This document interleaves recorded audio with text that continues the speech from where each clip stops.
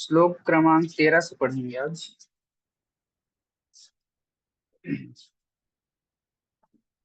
ओम इत्येकाक्षरं ब्रह्म व्याहारन् मामनुस्मरन् यः प्रयाति त्यजन् देहं स याति परमां गतिम्।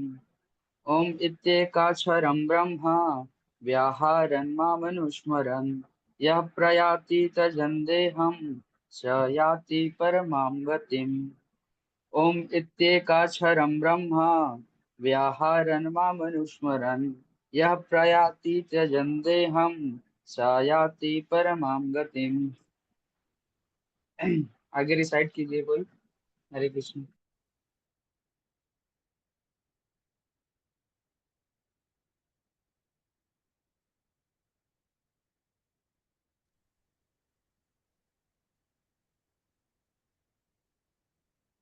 हरे कृष्णा प्रभु जी।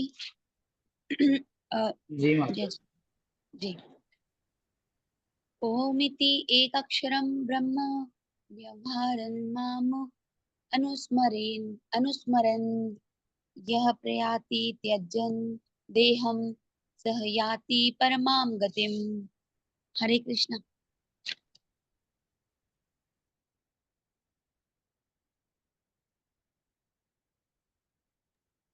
हरे कृष्ण प्रीति माता जी। हरे कृष्णा प्रभु जी। दंडवत प्रणाम। ओम इत्येकाक्षरं ब्रह्म विहरन् माम अनुस्मरन् यः प्रयाति त्यजन् देहं स याति परमां गतिम्। हरे कृष्णा।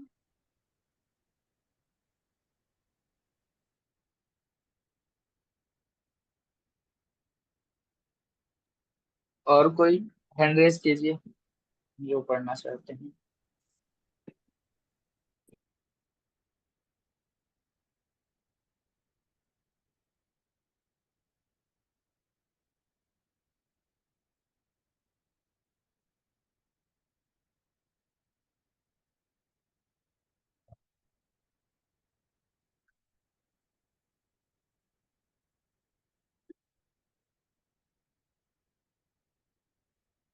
स्वागत है आप सभी का श्रीमद् भगवत गीता के सुबह के सत्र में।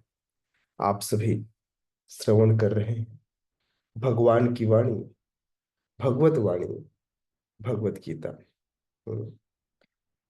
चलिए, आप सबों ने मंगलाचरण कर लिया है। हम जन कल्याण हेतु स्वस्ति वाचन कर लेते हैं, है ना?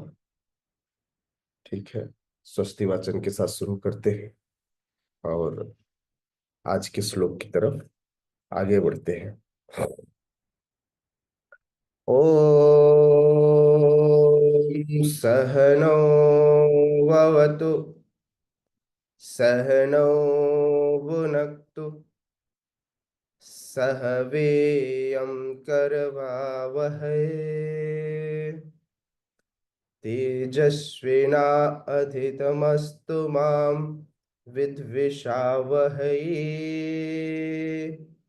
ओम शांति शांति शांति। ओम जय श्री कृष्ण चैतन्य प्रभु नित्यानंद श्री अद्वैत गदाधर श्रीवासादि गौर भक्त वृंद। हरे कृष्णा कृष्णा कृष्णा हरे हरे, हरे राम राम राम हरे हरे। हरे कृष्णा। तो लेट्स स्टार्ट।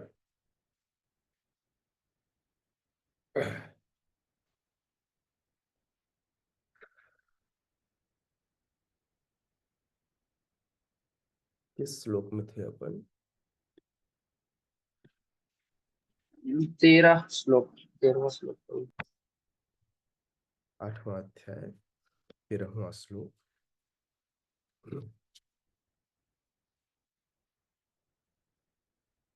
ओम इत्यक्षाचरम ब्रह्म, ओम इत्येकाक्षरम ब्रह्म व्याहरन् मामनुस्मरन् यः प्रयाति त्यजन् देहं स याति परमां गतिम्। कहते हैं, भगवान कहते हैं इस योगाभ्यास में स्थित होकर तथा अक्षरों के परम संयोग यानी ओमकार का उच्चारण करते हुए यदि कोई भगवान का चिंतन करता है और अपने शरीर का त्याग करता है तो वह निश्चित रूप से आध्यात्मिक लोकों को जाता है। एक बात का यहां पर क्लियरली उल्लेख कर रहे हैं या क्लियरली इस बात की समीक्षा कर रहे हैं कि ओम ब्रह्म अर्थात परमात्मा और भगवान तीनों परस्पर भिन्न नहीं है ना। आप इन्हें एक समझ सकते हैं। हाँ? ओम भगवान की ही ध्वनि है जो निर्विशेष रूप से जगत में फैलती है। हम्म।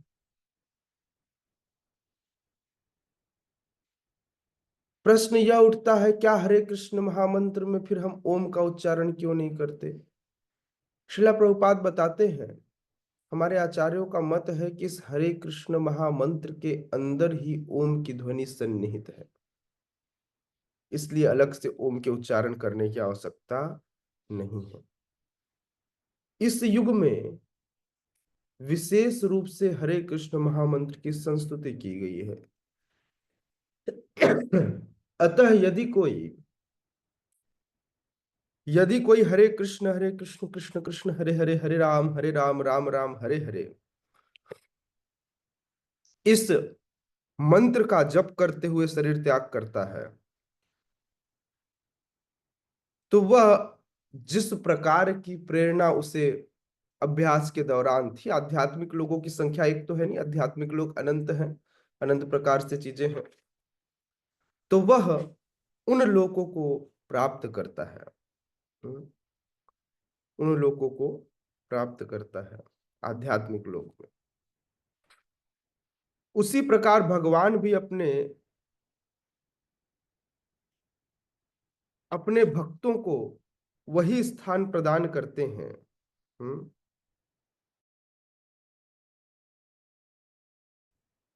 वह सदैव कृष्ण को याद कर सके अपने गुणानुसार। कोई द्वारिकाधीश कृष्ण की पूजा करता है, कोई बाल कृष्ण की पूजा करता है, तो कोई है ना ऐसे कृष्ण जो कि अभी जस्ट पौगंड अवस्था में प्रवेश किए हैं। भगवान की अलग अलग लीलाएं हैं, कई बार लीला हृदय में घुस जाती है ना। किसी को कोई लीला बहुत पसंद आती है, किसी को कोई लीला बहुत पसंद आती है। खैर जो भी हो, भगवान की बाल लीलाओं का कोई तोड़ नहीं है।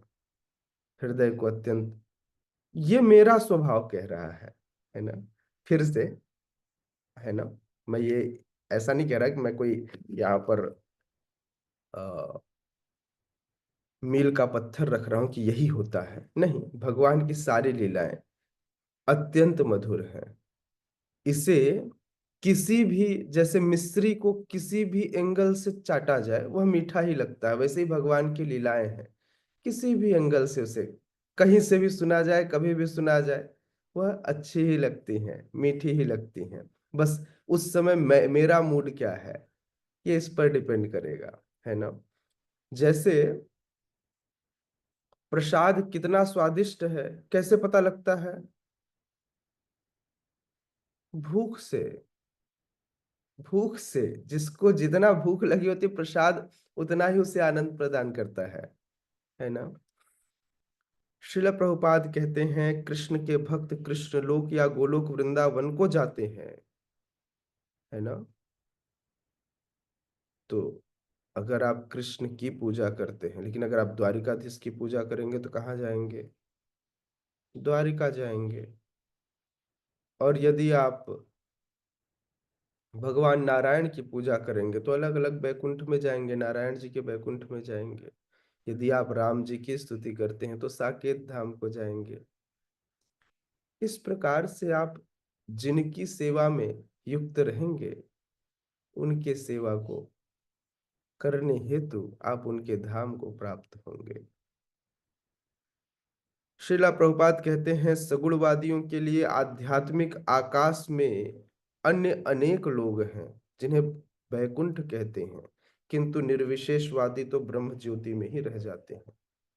आपके पास ढेरों सारे ऑप्शन हैं। सगुणवादी जो भगवान को सगुण साकार स्वरूप में समझते हैं, उनके लिए ऑप्शंस की कोई कमी नहीं है। इतने भौतिक जगत नहीं है, भौतिक जगत में इतने ब्रह्मांड नहीं है जितने आध्यात्मिक जगत में वैकुंठ है।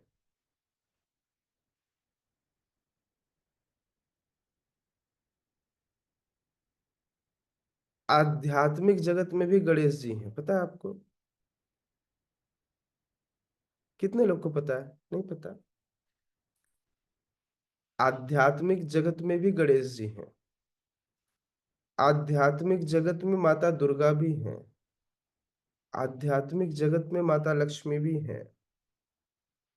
और इन सबका अपना अपना लोक है।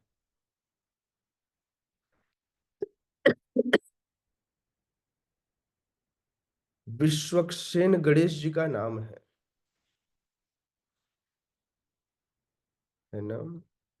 आध्यात्मिक जगत में भगवान के सेनापति, भगवान के सेना के सेनापति हैं गणेश जी।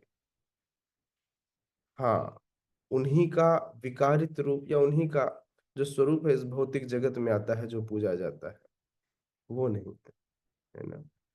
तो इसलिए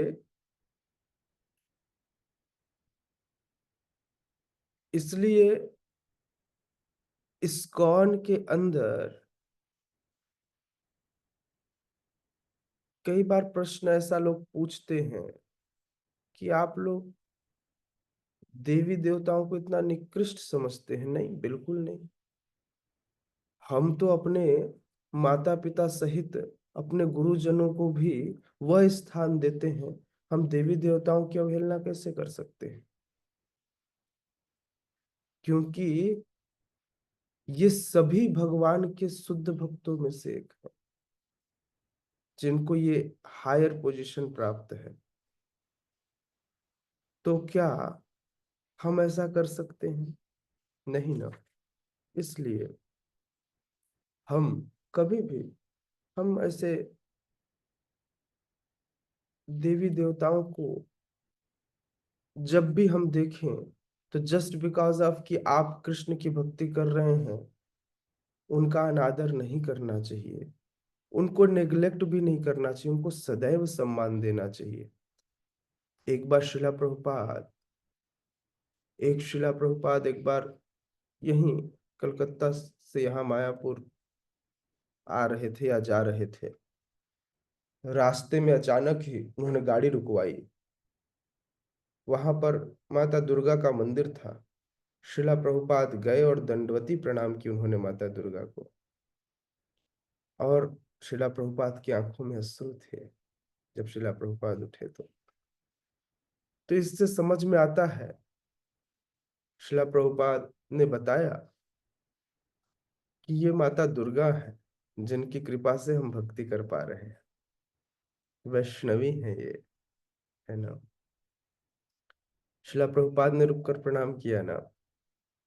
हमारे मायापुर में राजापुर मंदिर में माता दुर्गा सीमंतनी के रूप में पीछे निवास करती हैं और शिव जी वहीं पर क्षेत्रपाल के रूप में निवास करते हैं। तो आप देखेंगे ऐसा नहीं है, मतलब लोगों ने ऐसा कॉन्सेप्ट बना रखा है, लोगों को गाली देने के लिए तो मौका चाहिए। हाँ, मेरे इष्ट कौन है? हर व्यक्ति के अपने एक इष्ट होते हैं। तो मेरे इष्ट कृष्ण है ना? मैं उनको पाने के लिए कुछ भी कर सकता हूँ। दैट्स इट, है ना? तो इसलिए कृष्ण भावनामृत की इस विधि का, इस महामंत्र का यही आशीर्वाद है हम सबको, है ना। हम सबको यही आशीर्वाद है कि हम सब भगवान को प्राप्त करें। चलिए श्लोक क्रमांक 14 को पढ़िए एक एक करके। सभी लोग पढ़ेंगे, है ना। सूरज प्रभु, प्रीति माता जी, जगदम्बे, अंजलि मैया, सीता मैया, सभी लोग पढ़िए श्लोक और फिर तात्पर्य। मुझे 1 मिनट समय दीजिएगा। लीड कीजिए प्रीति मैया।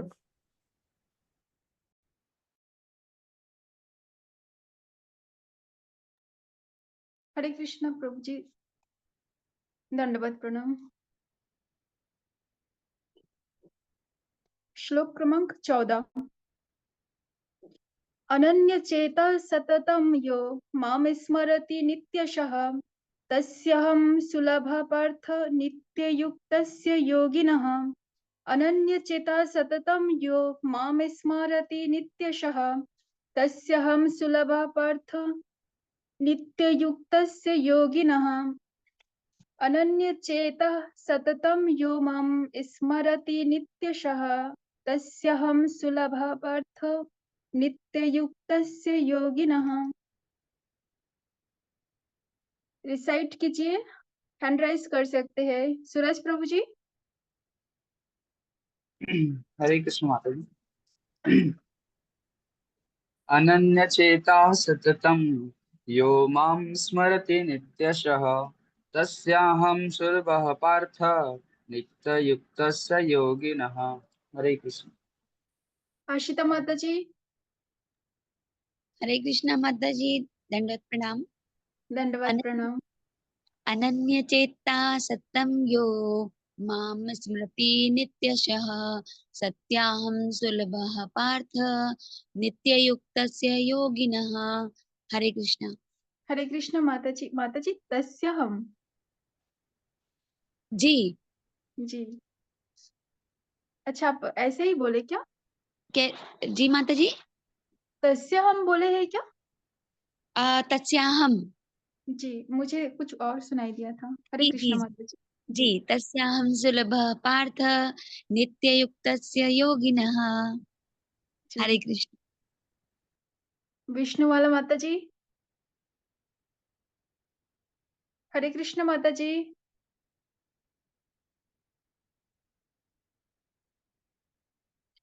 उर्मिला माता जी। अंजलि माता जी। हरे कृष्णा। हरे कृष्ण माता जी, दंडवत प्रणाम।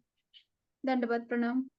अनन्य चेताः सतं यो मां स्मरति नित्ययश नित्यशः। तस्याहं नित्ययश सत्याहं नि- सुलभः पार्थ नित्ययुक्तस्य योगिनः।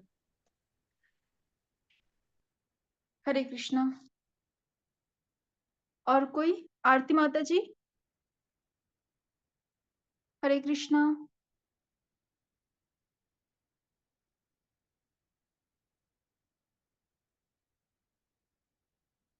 शब्दार्थ को देख लेते हैं। शब्दार्थ, अनुवाद एवं तात्पर्य। श्रील प्रभुपाद जी के द्वारा जगतगुरु श्रील प्रभुपाद की जय। अनन्य चेता, अविचलित मन से, सततम सदैव, यह जो माम मुझ यानी कृष्ण को स्मरति स्मरण करता है, नित्यशः नियमित रूप से, तस्य उस, अहम मैं हूँ, सुलभ सुलभ या सरलता से प्राप्य, पार्थ हे पृथा पुत्र, नित्य नियमित रूप से, युक्तस्य लगे हुए, योगिनः भक्त के लिए। अनुवाद: हे अर्जुन, जो अनन्य भाव से निरंतर मेरा स्मरण करता है, उसके लिए मैं सुलभ हूँ, क्योंकि वह मेरी भक्ति में प्रवृत्त रहता है। कोई रिसाइट करना चाहेंगे इसे?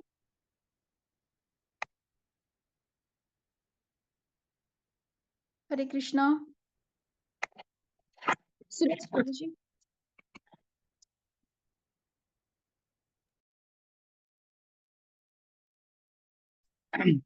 हे अर्जुन, जो अनन्य भाव से निरंतर मेरा स्मरण करता है, उसके लिए मैं सुलभ हूँ, क्योंकि वह मेरी भक्ति में प्रवृत्त रहता है।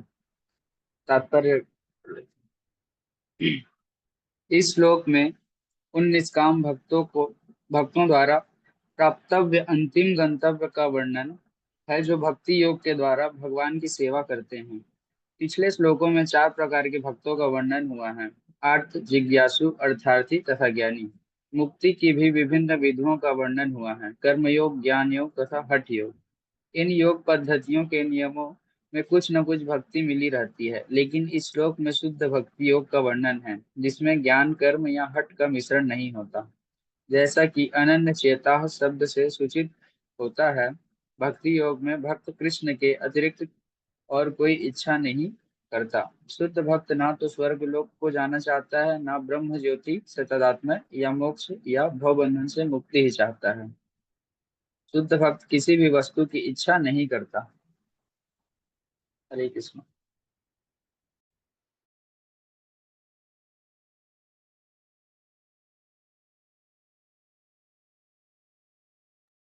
हरि बोल।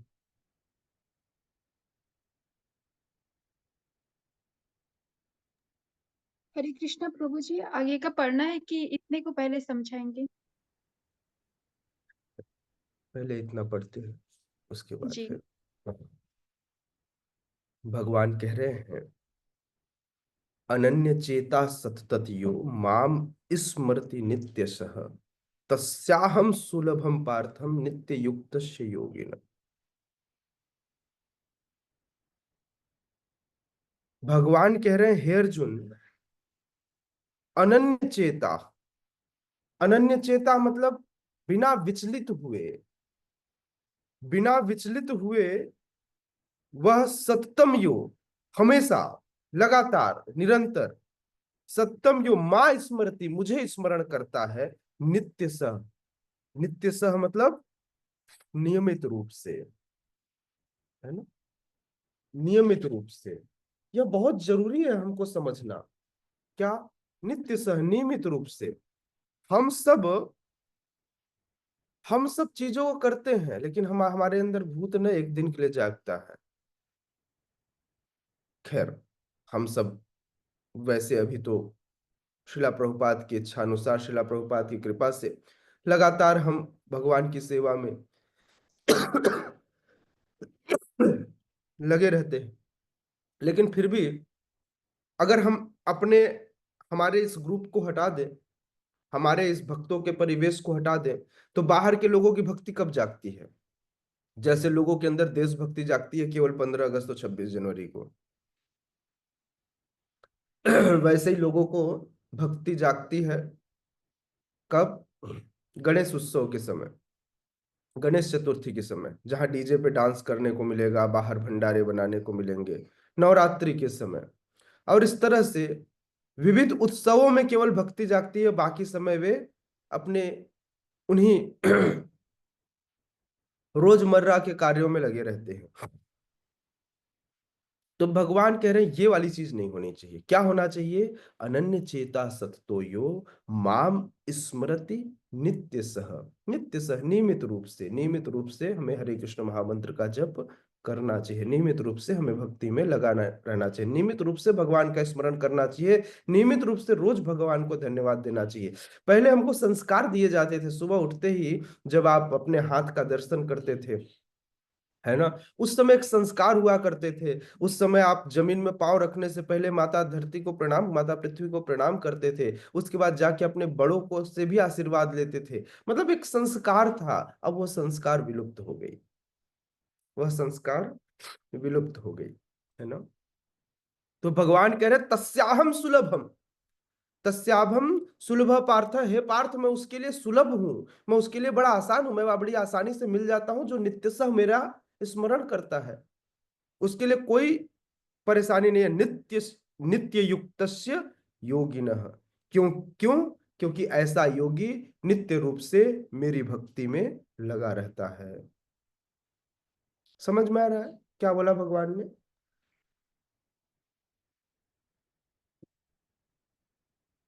भगवान कह रहे हैं, जो व्यक्ति नियमित रूप से सदैव मेरा अनन्य भाव से, कैसा? अनन्य चेता, अनन्य भाव से, हाँ, अविचलित मन से, बार बार अपने मन को डाइवर्ट नहीं करता, बार बार ये नहीं सोचता यहां जाऊं कि वहां जाऊं, ये करूं कि वो करूं, अनन्य भाव से मेरा स्मरण करता है, तो मैं उसके लिए तस्याहम सुलभ पार्थ, हे पार्थ मैं उसके लिए अत्यंत सुलभ हूं। क्यों? कारण क्या है? क्योंकि वह नियमित रूप से मेरी भक्ति में नित्य युक्तस्य योगिनः, क्योंकि ऐसा योगी नियमित रूप से मेरे स्मरण में, मुझे याद करने में, मेरी सेवा में, मेरी भक्ति में प्रवृत्त रहता है।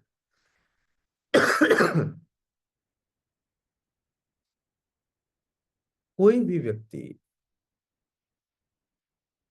जो भक्ति करता है, उसके जीवन का लक्ष्य क्या है? भक्ति क्यों करता है? हो सकता है कि उसे आईपीएस बनना हो, आईएएस बनना हो, खूब पैसे कमाने हो, अपने आप को स्थापित करना हो, कोई भी कारण हो सकता है। महाराज ध्रुव इसलिए नहीं गए थे भगवान के पास कि उनको भगवान चाहिए थे। महाराज ध्रुव भगवान की भक्ति इसलिए किए क्योंकि उनको अपने परदादा मतलब ब्रह्मा से भी बड़ा साम्राज्य चाहिए था। ब्रह्मा जी का साम्राज्य एक एक ब्रह्मांड है, उससे भी बड़ा। उन्होंने कहा ऐसा साम्राज्य चाहिए जो मेरे परदादा को भी प्राप्त न हो। दादा को नहीं, किसको? परदादा को। दादा कौन है? कौन है दादा? मनु मनु स्वयं। महाराज, यस। और मनु के पिता ब्रह्मा जी। तो इस प्रकार से आप समझ सकते हैं कि ब्रह्मा जी उनके परदादा है, तो उनके मन में इच्छा लगी कि मुझे अपने परदादा से भी बड़ा साम्राज्य चाहिए। ऐसे साम्राज्य की इच्छा के साथ, ऐसे साम्राज्य की इच्छा के साथ ध्रुव महाराज भगवान की शरण में गए। तो इसलिए भगवान की शरण में जाने वाले किसी भी इच्छा के साथ जा सकते हैं, लेकिन उनका अंतिम गंतव्य क्या है? नित्य युक्त योगिनः, जो मेरी भक्ति में हमेशा प्रवृत्त रहते हैं। कैसे? अनन्य चेता, अविचलित मन से, किसी और पर नहीं, मुझ पर भरोसा करते हैं।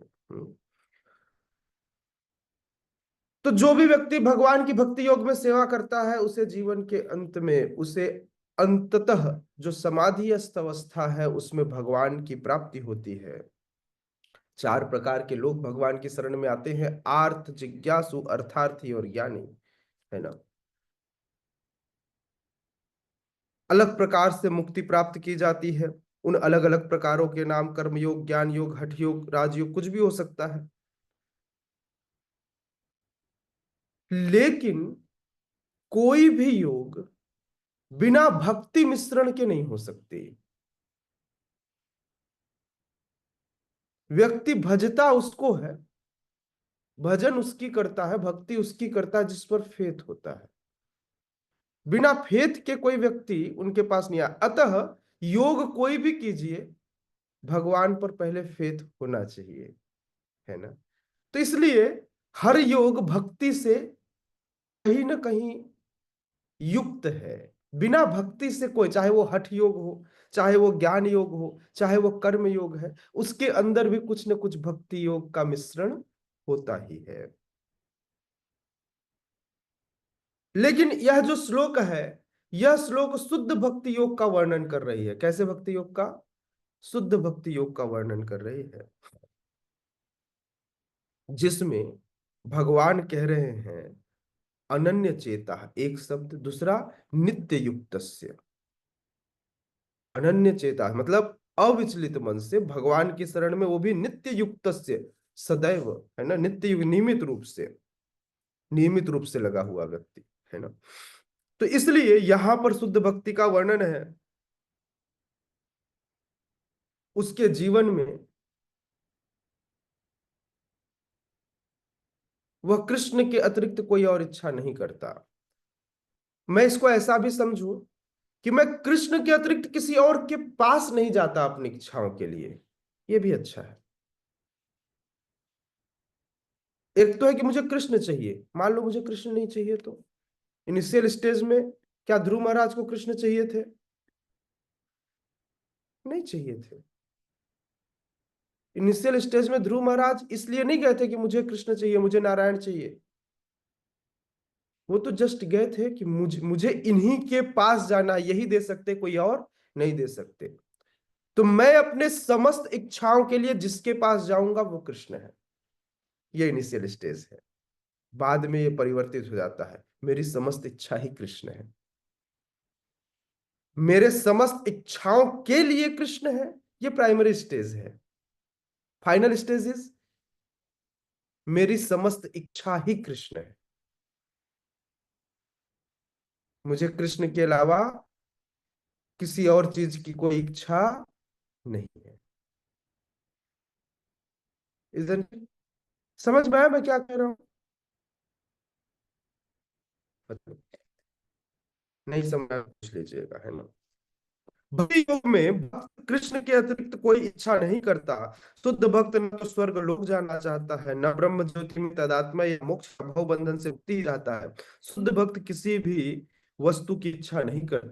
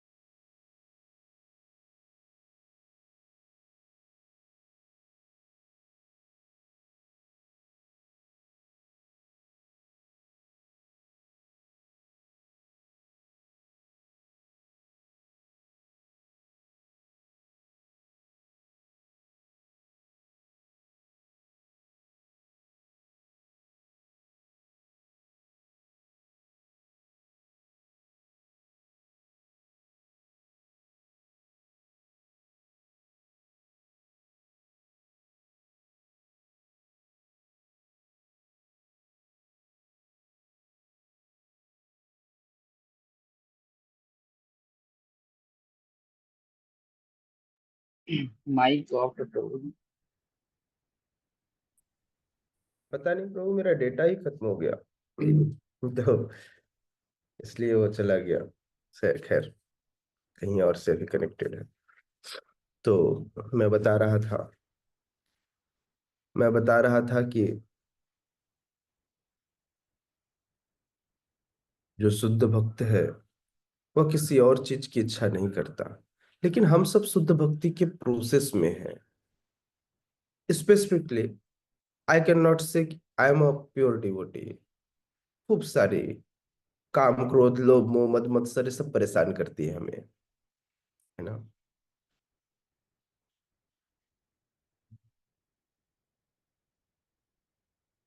तो पूर्ण शांति का लाभ उससे ही होगा जिसके जीवन के परम लक्ष्य कृष्ण होंगे, या फिर जो कृष्ण के प्रति शरणागत होगा किसी भी चीज के लिए। जो व्यक्ति अपने स्वार्थ में लगा होगा वह बहुत परेशान होगा। मुझे ये चाहिए, मैं ये करके दिखाऊंगा, मैं लोगों को दिखा दूंगा, मैं ये नहीं हूं, मैं फला हूं, मैं फला हूं, मैं फला हूं। वह परेशान होगा। जो बोले कृष्ण जैसे रखना हो वैसे रखो, मान देना हो तो मान सही, अपमान देना हो तो अपमान सही, सुख देना हो तो सुख सही और दुख देना हो तो दुख सही। बस एक इच्छा कि मैं सदैव आपकी सेवा में लगा रहूं, सुख के साथ अथवा इस भौतिक जगत के दुख के साथ। आपके चरण कमलों का सेवा मुझसे कभी दूर न हुए, यह एकमात्र इच्छा होनी चाहिए।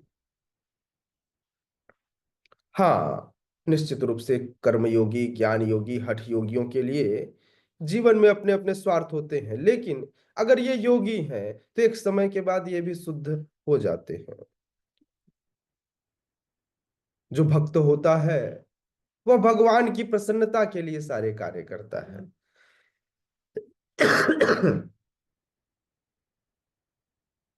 भगवान के अतिरिक्त उसकी कोई और इच्छा नहीं होती। तो इसलिए भगवान ऐसे भक्त को बड़ी सरलता से प्राप्त होते हैं जो एक निष्ठ भाव से उनकी सेवा में लगा रहता है। यस, नेक्स्ट पैराग्राफ पढ़िए, श्लोक क्रमांक 14 का नेक्स्ट पैराग्राफ पढ़िए। कौन पढ़ेगा?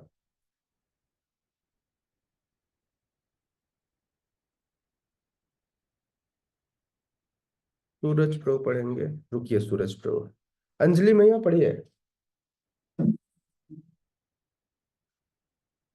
हरि बोल। अंजलि माता जी, आप हैं? शायद नहीं। कबीर प्रभु 14, श्लोक क्रमांक 14 का नेक्स्ट पैराग्राफ पढ़िए। पहला पैराग्राफ का एक्सप्लेन किया है मैंने। हैं आप? ओके प्रभु, हरे कृष्णा, दंडवत प्रणाम। प्रणाम। शुद्ध भक्त सदैव कृष्ण के विभिन्न रूपों में से किसी एक की भक्ति में लगा रहता है। कृष्ण के अनेक श्वास तथा अवतार हैं तथा राम तथा नरसिंह, जिनमें से भक्त किसी एक रूप को चुनकर उसकी प्रेमा भक्ति में मन को स्थिर कर सकता है। ऐसे भक्त को उन अनेक समस्याओं का सामना करना पड़ता है जो अन्य योग के अभ्यासकर्ताओं को झेलनी पड़ती है। भक्ति राज, योग आप इसको खाली दिलवाओगे? आपको पता है, आपने अभी पढ़ दिया ऐसा कि जो राम और नरसिंह के भक्त होते हैं, चुनकर उनकी प्रेमा भक्ति में मन स्थिर करते हैं, ऐसा भक्तों को अनेक समस्याओं का सामना करना पड़ता है। तो बोलेंगे देखो ये इस्कॉन वालों के क्लास में क्या हुआ, ये लोग कह रहे हैं जो भगवान राम की भक्ति करते हैं, जो नरसिंह देव भगवान की भक्ति करते हैं, उनके जीवन में खूब समस्याएं आती हैं। शिला प्रभुपाद ने लिखा है सामना नहीं करना पड़ता है ना। अर्थ का अनर्थ करा दोगे। वैसे भी इस्कॉन वालों को गाली देने में से कोई व्यक्ति पीछे नहीं रहता है ना। यस प्लीज प्रभु जी आगे पढ़िए।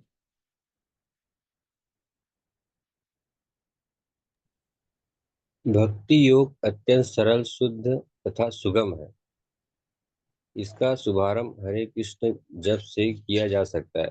भगवान सबों पर कृपालु है, किंतु जैसा कि पहले कहा जा चुका है, जो अनन्य भाव से उनकी सेवा करते हैं वे उनके ऊपर विशेष कृपालु रहते हैं। भगवान ऐसे भक्तों की सहायता अनेक प्रकार से करते हैं, जैसा कि वेदों में कठोपनिषद 1.2 से 23 कहा गया है। यमे वैस वृणुते तेन लभ्यस्त ते आत्मा विणु विवर विवर्णुते तनुम स्वाम। जिसने पूरी तरह से भगवान की शरण ले ली है और जो उनकी भक्ति में लगा हुआ है, वही भगवान को यथारूप में समझ सकता है। तथा गीता में भी 10.10 में कहा गया है, तदामी बुद्धि योगम तम। ऐसे भक्त को भगवान पर्याप्त बुद्धि प्रदान करते हैं जिससे वह उन्हें भगवत धाम में प्राप्त कर सके। Hare Krishna. Yes, thank you.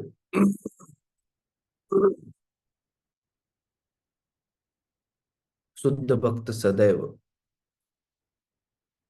जो भक्त होता है वह भगवान के किसी एक स्वरूप में की सेवा करता है। मैं एक दिन और कह रहा था किसी कक्षा में कि हम इस्कॉन वालों को लगता है हम इस्कॉन वालों के अलावा कोई दूसरा भक्त ही नहीं है। नहीं, तो शिला प्रभुपाद यहाँ लिख रहे हैं कि कोई भगवान श्री कृष्ण के किसी भी स्वरूप की पूजा कर सकता है, किसी को भी अपने एक निष्ठता दिखा सकता है, वह उन्हीं की सेवा में लगा रहता है। कृष्ण के अतिरिक्त भगवान के कई सारे स्वांश अवतार हैं, स्व अंश अवतार है ना।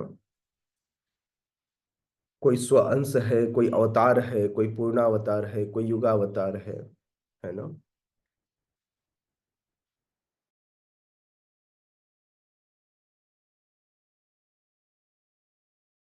वह किसी भी एक रूप पर अपना एक निष्ठता दिखा सकता है, प्रेम करते हुए उन पर अपने मन को स्थिर कर सकता है।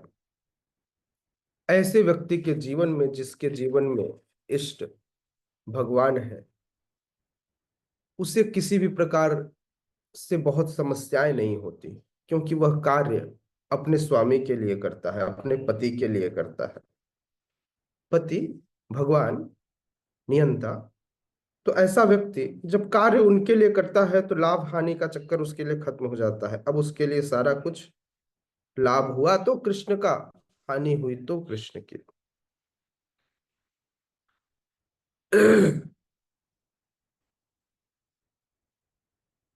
किंतु इस भक्ति योग के अलावा जो बाकी योग होती है, हठ योग आदि, जिसमें एक निष्ठता नहीं होती, वहां पर व्यक्ति को कई सारे कष्ट झेलने पड़ जाते हैं।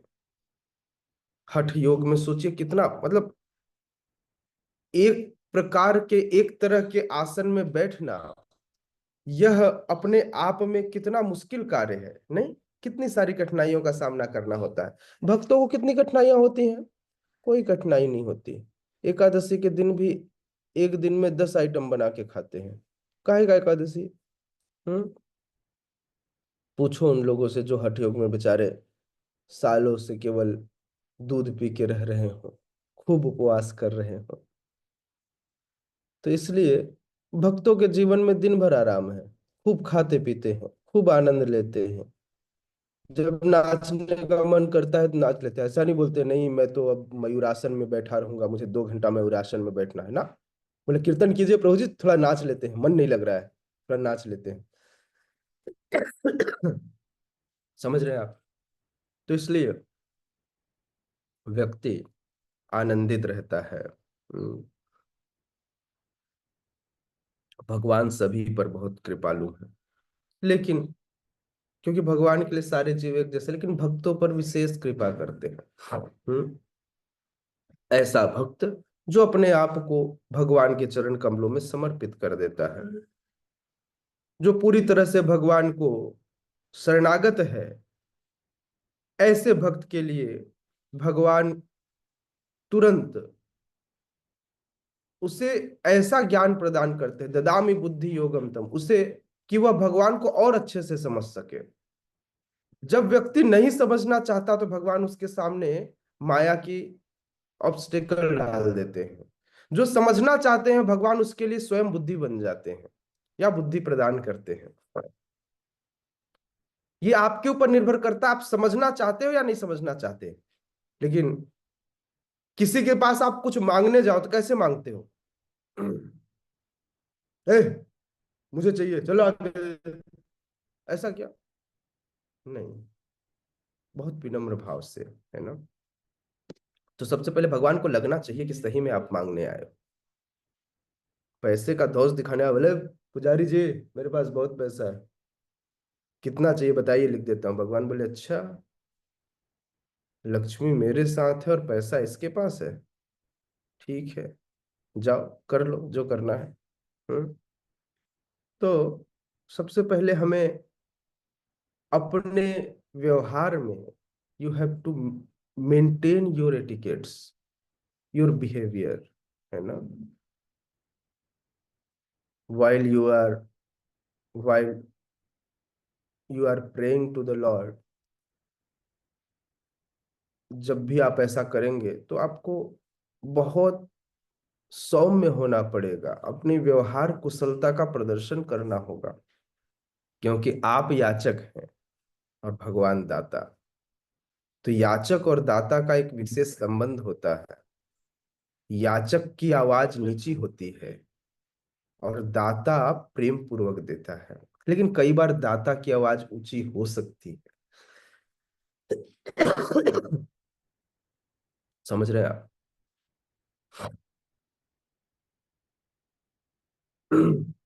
ठीक है। तो भगवान ऐसा बुद्धि प्रदान करते हैं, ददामि बुद्धि योगम तम, ताकि वह भगवत धाम को प्राप्त कर सके। ओके, नेक्स्ट पैराग्राफ कौन पढ़ेगा?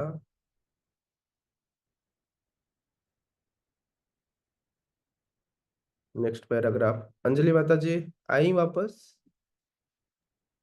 हरे नहीं कृष्ण आई। प्रभु। नेक्स्ट पैराग्राफ पढ़िए। शुद्ध भक्त का सब शुद्ध भक्त का सबसे बड़ा गुण यह है कि वह देश अथवा काल का विचार किए बिना अनन्य भाव से कृष्ण का ही चिंतन करता रहता है। उसको किसी तरह का व्यवधान नहीं होना चाहिए। उसे कहीं भी और किसी भी समय अपना सेवा कार्य करते रहने में समर्थ होना चाहिए।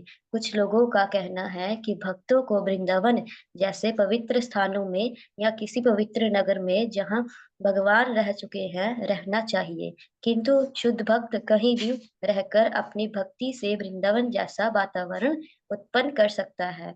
श्री अद्वैत ने चैतन्य महाप्रभु से कहा था, आप जहाँ भी है हे प्रभु, यह वही वृंदावन है।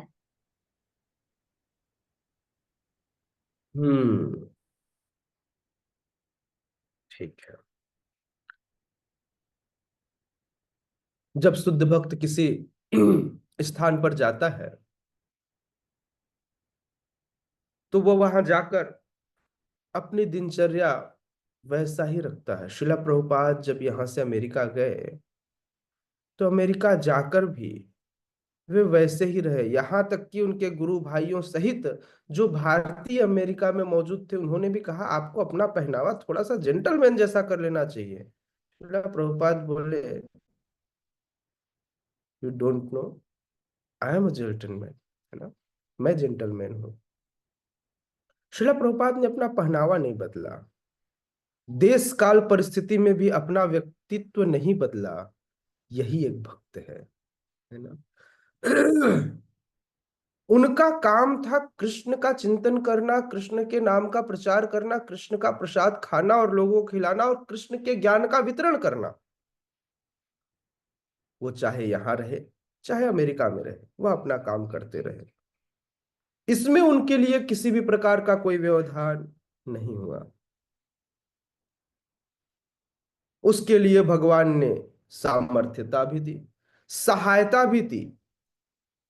आप देख सकते हैं शिला प्रभुपाद के लाइफ का स्ट्रगल यदि आप देखें, जब वो अमेरिका पहुंचे तो किस प्रकार से, लेकिन उनके मन में एक क्षण के लिए भी यह ख्याल नहीं आया कि प्रभुपाद यह सोच रहे हो कि यार भक्ति इतना मुश्किल है, मैं ये तो नहीं करूंगा। ये अनन्य चिंतयस्थो माम, अनन्य भाव से जो भगवान का चिंतन करता है, हाँ, यह एक शुद्ध भक्त की निशानी है। कई बार शास्त्रों में यह वर्णन आता है कि जिस व्यक्ति को भक्ति करनी उसे भगवान के धाम में जाना चाहिए, वहां पर जाकर भगवान की सेवा करनी चाहिए, धामवास। लेकिन शुद्ध भक्त जहां रहता है वहीं भक्ति का माहौल बन जाता है। शिला प्रभुपाद ने इस वृंदावन धाम का, इस नवद्वीप धाम का विस्तार आपको पता है, यूरोप में न्यू वृंदावन है, वहां पर न्यू जगन्नाथपुरी और न्यू मायापुर धाम भी है ना। न्यू वृंदावन का नाम सुना, लेकिन उसके बाद न्यू जगन्नाथपुरी धाम भी है और वहां पर न्यू नवद्वीप धाम भी है। तो इस प्रकार से आप देखेंगे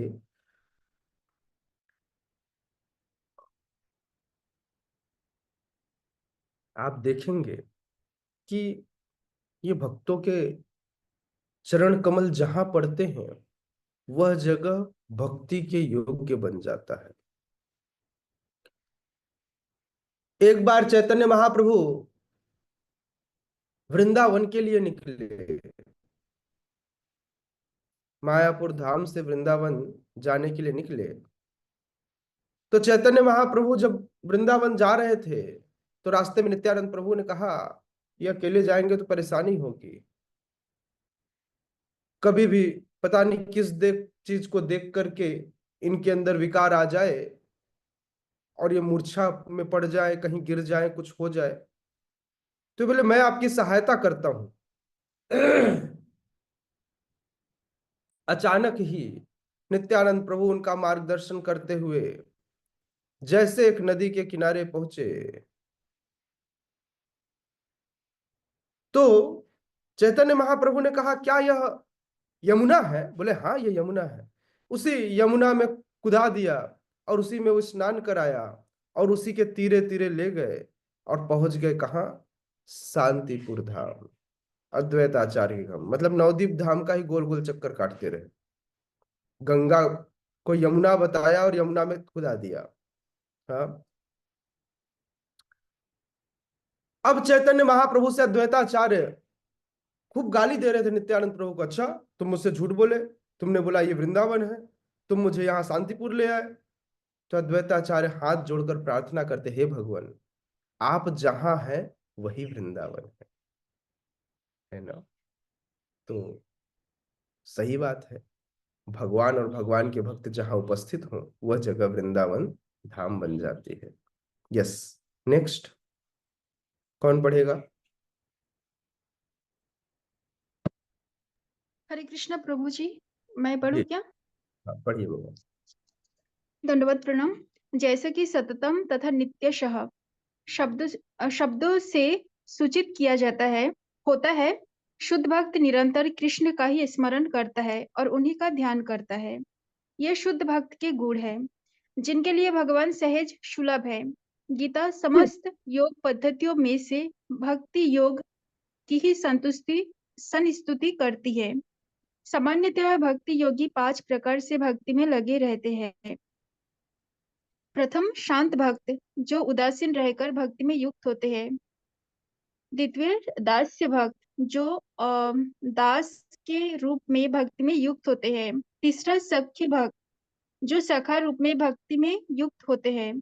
चौथा, वात्सल्य भक्त, जो माता पिता की भांति भक्ति में युक्त होते हैं। तथा पांचवा, माधुर्य भक्त, जो परमेश्वर के साथ दाम्पत्य प्रेमी की भांति भक्ति में युक्त होते हैं। शुद्ध भक्त इनमें से किसी में भी परमेश्वर की प्रेमा भक्ति में युक्त होता है और उन्हें कभी नहीं भूल पाता, जिससे भगवान उसे सरलता से प्राप्त हो जाते हैं। जिस प्रकार शुद्ध भक्त क्षण भर के लिए भी भगवान को नहीं भूलता, उसी प्रकार भगवान भी अपने शुद्ध भक्त को क्षण भर के लिए भी नहीं भूलते।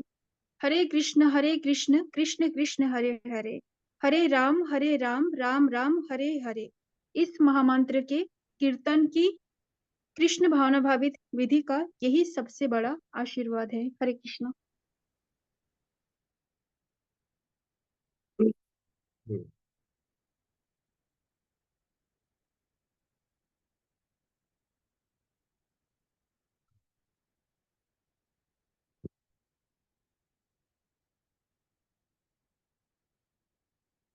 श्रील प्रभुपाद बता रहे हैं कि एक भक्त सदैव कृष्ण का ही स्मरण करता है, उन्हीं का नाम लेता है। भगवान स्वयं भी इस बात पर जोर देते हैं। इस श्लोक में 2 बार सेम शब्द का प्रयोग हुआ, सततः और नित्यम, जो सतत रूप से, जो नित्य रूप से, नियमित रूप से। यही सद शुद्ध भक्त का गुण है।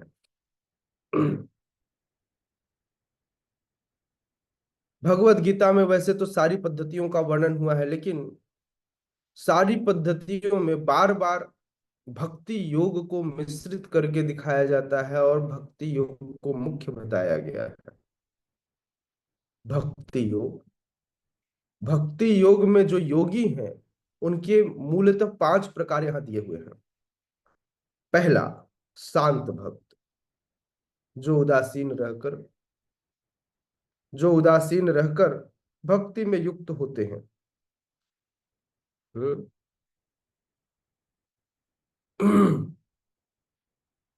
जिन्हें सेवा भी नहीं करनी, जिन्हें कुछ भी नहीं करनी, वो क्या करते हैं? केवल वो बोले ठीक है, बाकी सब ठीक है, हम क्या करेंगे?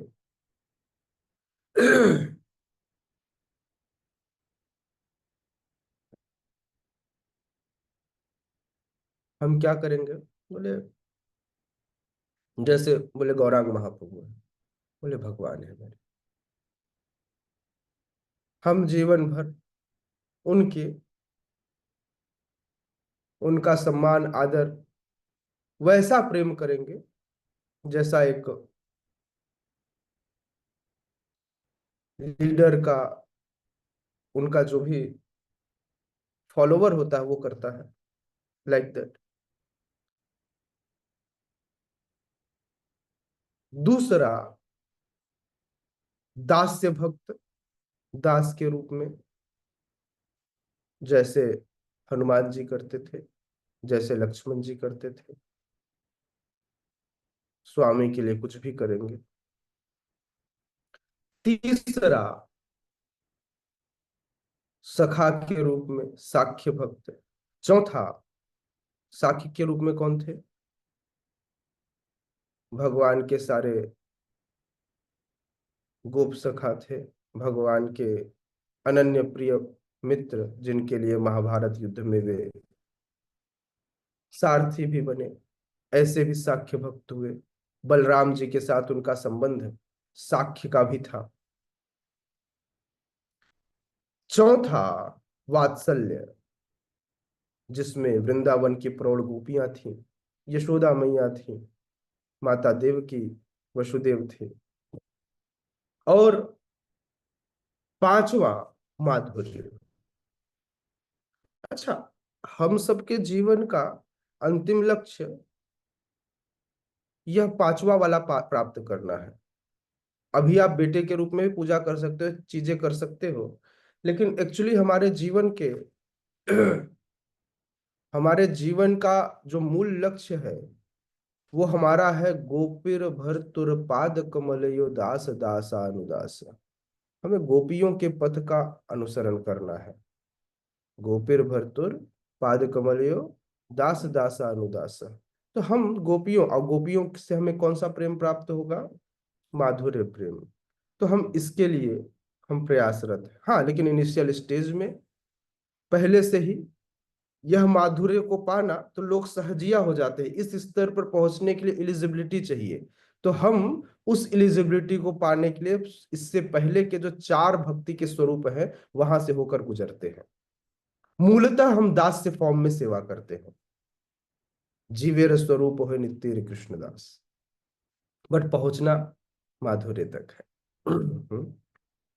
शुद्ध भक्त इनमें से किसी में भी परमेश्वर की प्रेमा भक्ति में युक्त होता है और उन्हें कभी नहीं भूल पाता, जिससे भगवान उसे सरलता से प्राप्त हो जाते हैं। जिस प्रकार शुद्ध भक्त क्षण भर के लिए भी भगवान को नहीं भूलता, उसी प्रकार भगवान भी अपने शुद्ध भक्त को क्षण भर के लिए नहीं भूलते। और इस प्रकार से इस महामंत्र के कीर्तन से, कृष्ण भावनामृत की विधि का यह सबसे बड़ा आशीर्वाद है कि इस विधि से हमें सब कुछ भगवान का नित्य प्रेम प्राप्त होता है। by chanting Hare Krishna Krishna Krishna Hare Hare, Hare Ram Ram Ram Hare Hare. ठीक है, तो श्लोक क्रमांक 14 सभी याद कीजिएगा। अच्छा श्लोक है। श्लोक क्रमांक 14 सभी को याद करना चाहिए। श्लोक क्रमांक 15 सभी को याद करना चाहिए, है ना। 14 और 15 दोनों इंपॉर्टेंट श्लोक है, याद कीजिए। किसी का कोई प्रश्न है तो प्रश्न ले सकते हैं,